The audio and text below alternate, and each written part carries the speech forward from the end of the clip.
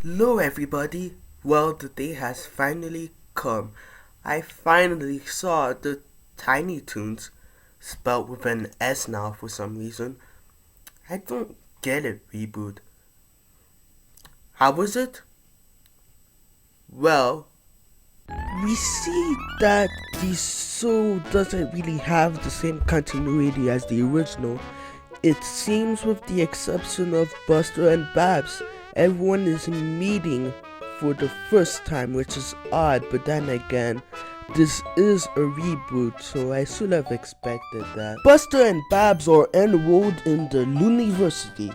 Think of it like Cow Arts, where a lot of the famous people you know and love learned and improved themselves in, but without the animating part, and instead it's slapstick comedy. But they find out they're separated in different venues. This upsets our bunny duos because they've been together since birth, effectively making them brother and sister. That doesn't bother me. I mean, did you see the ending of Buster Busts Loose? That is the look of someone who does not give a about love. Meanwhile, Hamilton's mom drops him off and encourages him to try his best.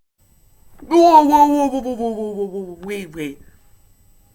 Hampton was rich this entire time? So in the separate venue, Babs meets up with a punk funk goth rock sweetie. You can even say she's cool. She's awesome. John Rambo, Terminator, Robocop, Ash Williams, all a bunch of wimps. There is only Sweetie. The most exciting rotting bird that I've ever seen. Honestly, I really dig their friendship. While they barely interacted, if at all, in the original, we get this really sweet, cute, and even fun friendship.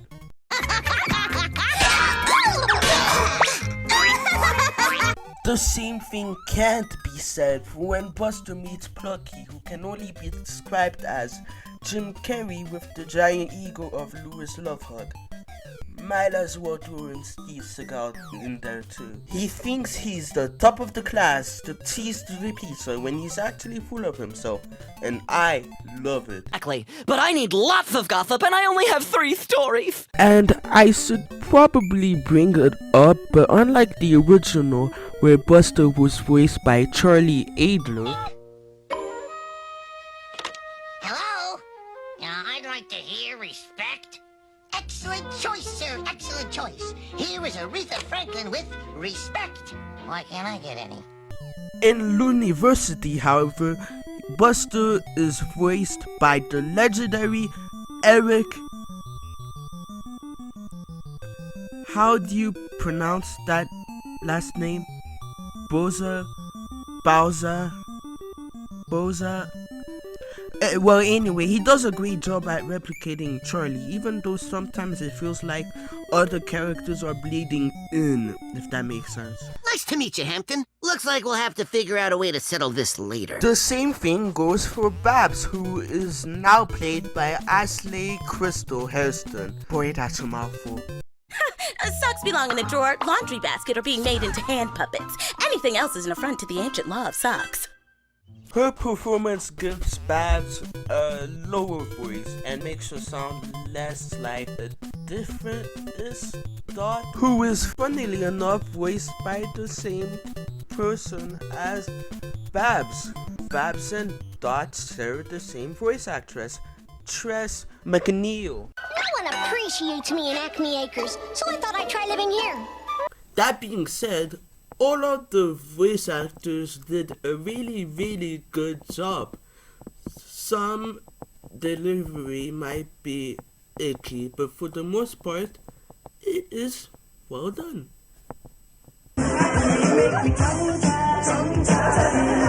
Hey, I just realized they changed Bab's pupil from purple blue to just purple, and Buster lost his gloves. I don't mind either, to be honest. other than that, episodes are typically about Buster, Babs, and gang just doing whatever. Whether it be Buster and Babs joining the Chef Lola's cooking, or the group teaming up on a prank war. Something like that, for example. Again, I'm fine with this, as the original Tiny Toon was essentially trying to be just like the original Looney Tunes shorts, but for TV in the form of a TV show. So it makes sense to change it up a bit. Although this show feels more like a sitcom, something akin to Friends. Was that intentional? Because that's kind of jarring. Especially when you get those shots of buildings with the Tiny Toon jingle is. I've also seen some people not liking the direction they're giving to Granny, being from a grandma that can pack a punch to a rock star badass. Personally, I see her as an evolution. Outside of the fact that she could defend herself, what else did you like about her originally? I guess she's sweet and innocent. That's all I can name. So going full on in for that is really a natural evolution in my eyes. Anybody to be unhappy. So here's the deal. We arm wrestle for it. You beat me, you get to go back to living with your brother. You go, girl!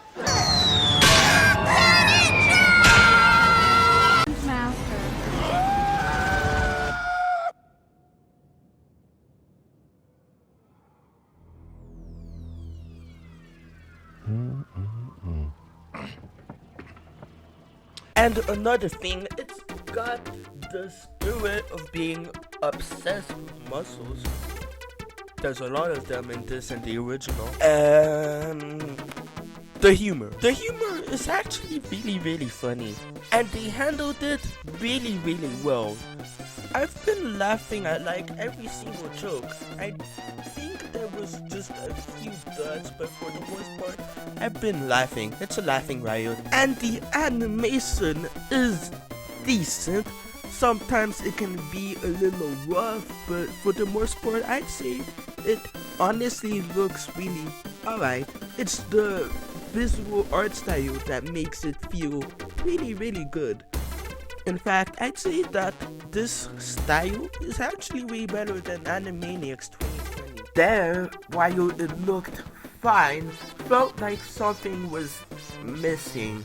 And overall, I just felt like the designs of the original were better, despite the reboot being a lot more colorful. In Looniversity, not only does it retain the design while improving them in small but noticeable ways, they also have the color and shading that looks really good. I'm not going to say it's better looking than the original show because it's not. In fact, I still have fond memories due to the charm of the original show's look, but I'd say that it looks better than the Animaniacs 2020 reboot. What I feel like people should be worried about instead of Granny is the fact that they once again couldn't get Lola right. You know, I'm starting to wonder, why are they struggling with Lola so much? They got the perfect characterization in the Looney Tunes show, why not just use that? But in here, she's pretty much the stereotypical 90s radical dudette. I mean, she's literally one cowabunga away from literally being a part of the Ninja Turtles. Cowabunga!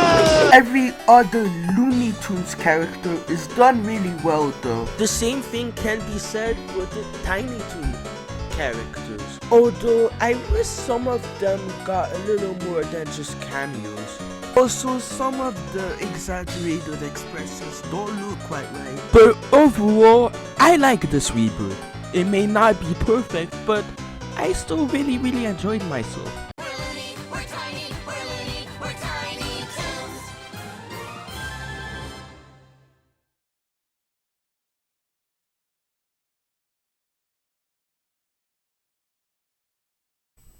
And that was my review of Tiny Toons with an S for some reason. Looniversity. If you liked it, tell me why. It might even be similar to my reasons. But if you didn't like it, also tell me why. I'd like to see a different perspective. But as for me,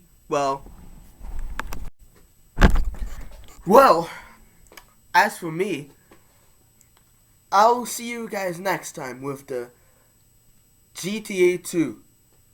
But for now, I'm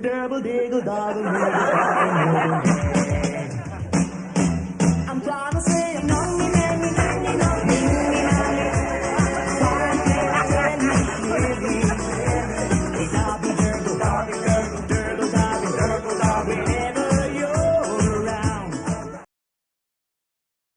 Excellent choice, sir. Excellent choice. Here is Aretha Franklin with respect. Why can't I get any?